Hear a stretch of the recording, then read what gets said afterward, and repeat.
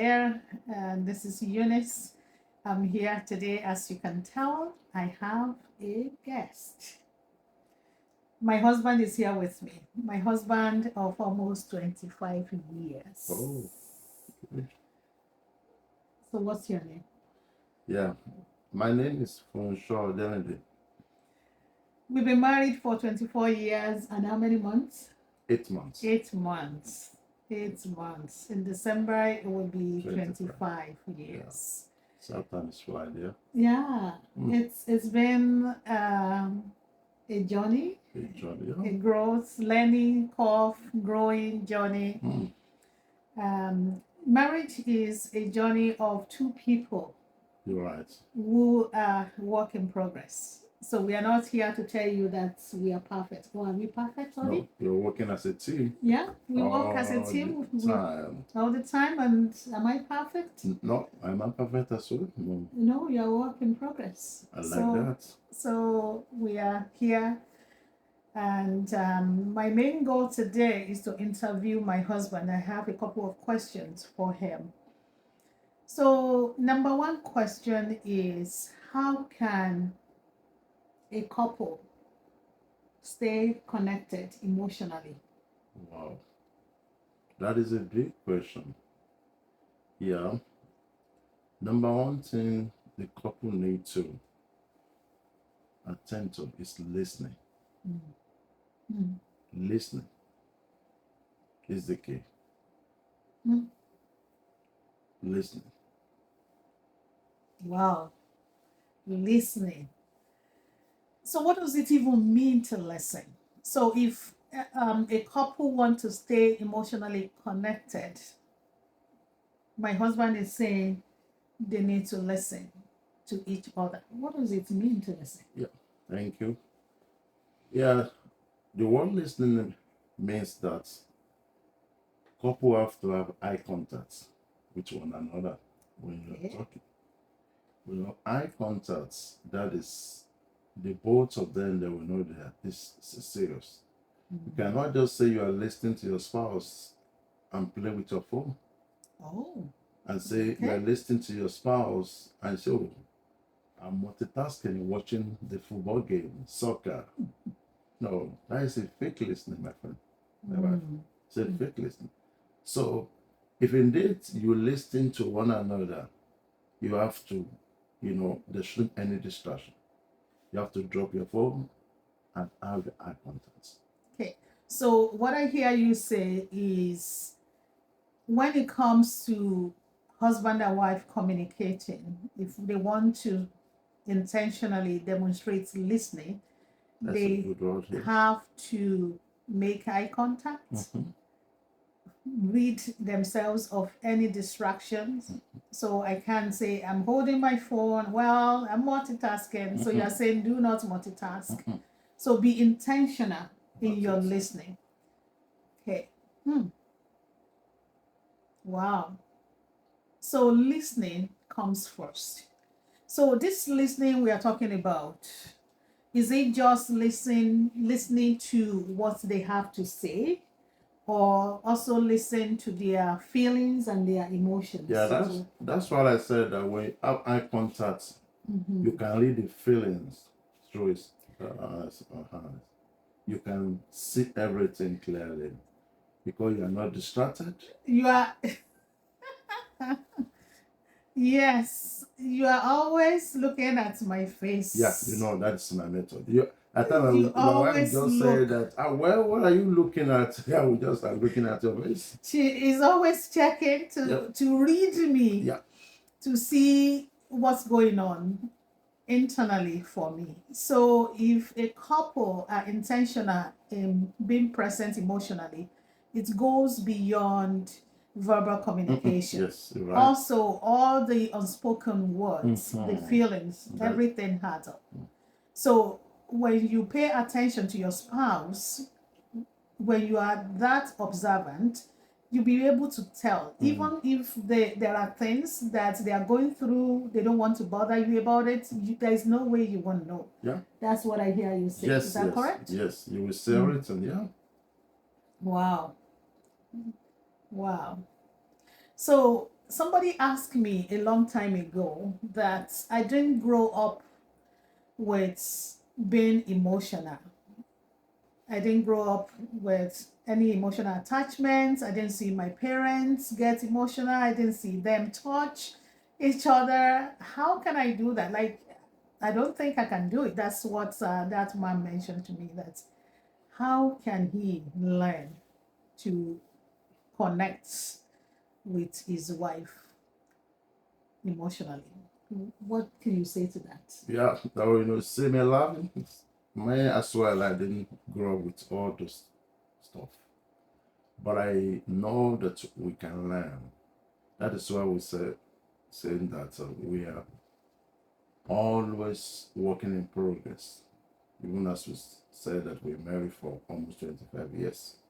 Mm-hmm. Yeah, that is the family of origin. Yes. But you can learn. You can work in progress. You can improve on that area. So learning meaning that um, everyone can change if they put their heart and mind into it.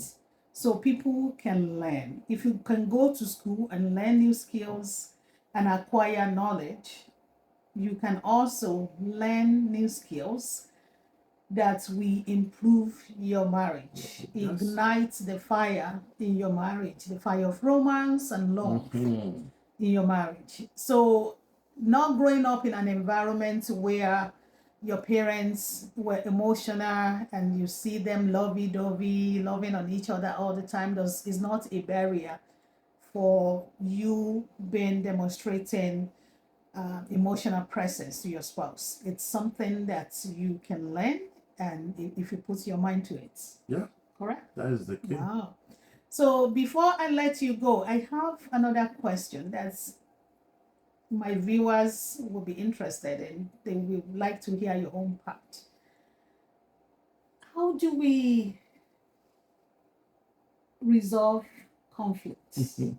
Like we haven't had any major fights. We don't fight. We may argue. We have misunderstandings. How do we resolve misunderstandings? That is a big one. Yeah.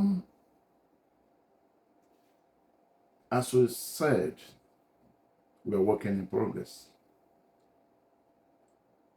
First thing we need to identify is this: when you have that problem, conflicts, and we say this one, say it tomorrow more. Don't argue in presence of your children.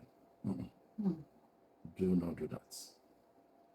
So do not entangle your children in your drama. Yes, may God bless you. Yeah.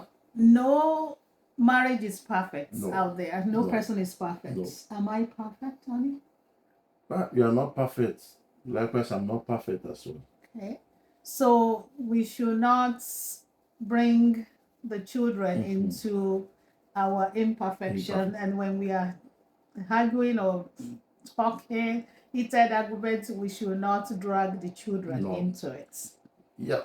Why? I've said it, and I will continue to say it again. For the almost 25 years that I'm married now, that is the key I've been used and it works. If there's any conflict between your spouse, settle in your bedroom. Okay. That is the key. Settle it and talk to one another. And there's one thing we have to do as a spouse: open communication. Open to one another. Though it's not the time to blame one another. It's not the time to keep on saying you are the one that the source of the problem. No. So blaming each other will not solve the problem. It's only going to make it worsen. It will worsen the problem. Okay, so nobody wants to be pointed at, accusing finger. Oh, you are the wrong. So the moment you point an accused finger to your spouse, you are telling them that they are wrong. Well, naturally, man or woman, we stir up defense. They will build up their own defense wall, and you may not be able to get through to your spouse.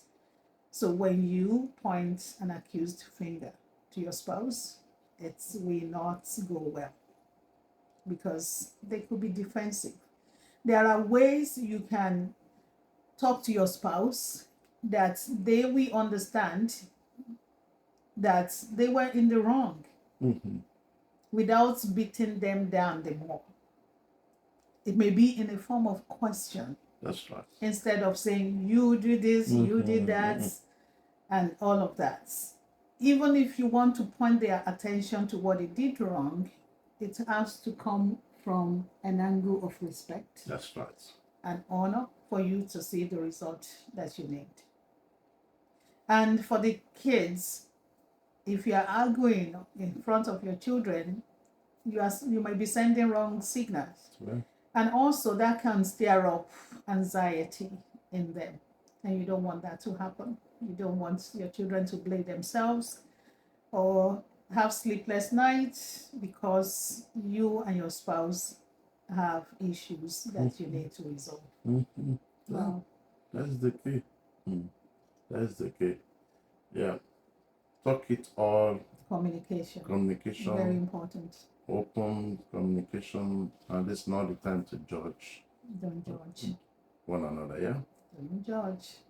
Another thing that I do, if I'm trying to get across to my husband, maybe he wanted to do something, and I think he shouldn't do it, and I've talked to him about it, and he's adamant about it, I report him to his father. That's right. That's a big one. Because I am a gentle woman. I don't like to fight. I just take it to his father and let his father deal with it. And for the most part, by the time we talk about the situation, my husband would have softened, his heart would have softened and say, well, about what you said in the morning, yeah, I reason along with you. Yeah, this is what we need to do. Yeah, you're right. Because with that, I didn't say things that I will later regret. Because in heated arguments, spouse can exchange words that they will later regret. So I just take it to the Lord in prayer. That's his father. His father is my father, our heavenly father, the creator of heaven and the earth, the originator of marriage. That's the one I report my husband to when it gets so intense and out of my hand. We've never reported our situation to anybody or friends that can stir up more fuel, because with talking to family, there's tendency that they will take sides. Because if I report my husband to my own family, if he reports me to his own family, there's tendencies that they may take sides because they are family, right? So I just talk it out with God. God says, come, let us reason together. I take that ticket all the time. I say, Daddy, this is what you said, and this is what my husband is doing. Please touch his heart. Yeah, that is the key. That's all those things, it helps. Do you also report me to? I do. Daddy? I do. That is for almost 25 years now. That is the way we report to one another, to our Father, our Heavenly Father. And when I say this unto all our viewers, it will work fast.